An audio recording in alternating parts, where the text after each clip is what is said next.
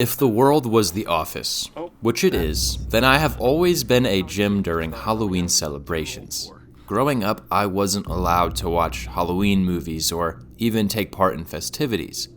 I grew up very Christian. Our services were way scarier than anything the rest of the secular world could conjure. Who are you? Speak! Who are you? So when I tell you I recently watched Beetlejuice for the first time, I just need you to understand. And I loved it. And I'm very excited to present my very first Halloween special. Let me tell you a quick, scary story. Imagine, it's Halloween night.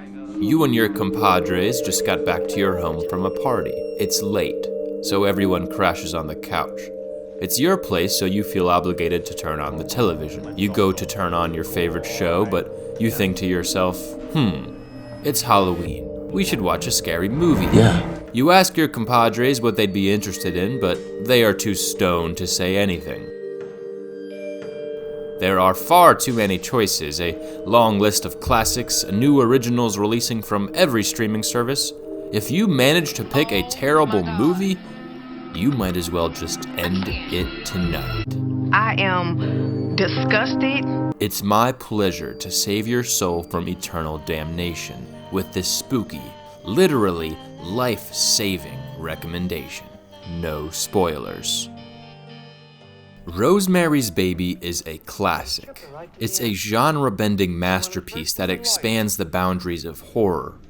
It's honestly one of my favorite films, and definitely my favorite horror film. The movie occurs mainly from Rosemary's perspective. She's the focus of every scene.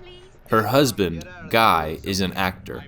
The two are well off and just moved into a new home that is supposedly haunted by a coven that used to hold cult rituals there. Awful things happen in every apartment house. This house has a high incidence of unpleasant happenings. As they make themselves at home, their obnoxious neighbors invite themselves into their lives, and things start to get a lot better for the young couple, until Rosemary starts to become deeply troubled by paranoia of a dark plot against her and her baby. Now, that's what I call good news.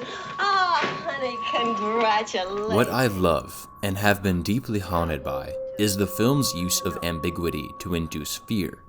You won't find any jump scares here. Instead, Rosemary's Baby creates palpable tension through caution of the unknown. Castevet has a herbarium. I'm going to have her make a daily drink for you that'll be fresher, safer, and more vitamin-rich than any pills on the market. Everything can be questioned, and there are no answers for comfort. As Rosemary starts to become more and more anxious, the audience, you, will be right there with her, dreading the worst. I believe this film is a masterpiece because, unlike other films hinged on mystery, Rosemary's Baby becomes better with each viewing. The performances are superb. The anxiety this film induces is made real by the actors, especially Mia Farrow as the helpless Rosemary and Ruth Gordon as the outrageous Minnie. Polanski also leaves many details to be devoured over multiple viewings that aid in the mind delivered by this experience. If your goal is to scare the crap out of your friends, maybe make a few leave out of discomfort, this is your movie. That's why I award this film 10 out of 10 guilty of the spookies. My recommendation is to watch this movie without the mindset of horror, because in many ways this film doesn't resemble the modern horror film. Just go in with an open mind. Pay attention. Remember, this is from 1968, and just let this masterful film draw you into one of the most eerie, terrifying stories of all time.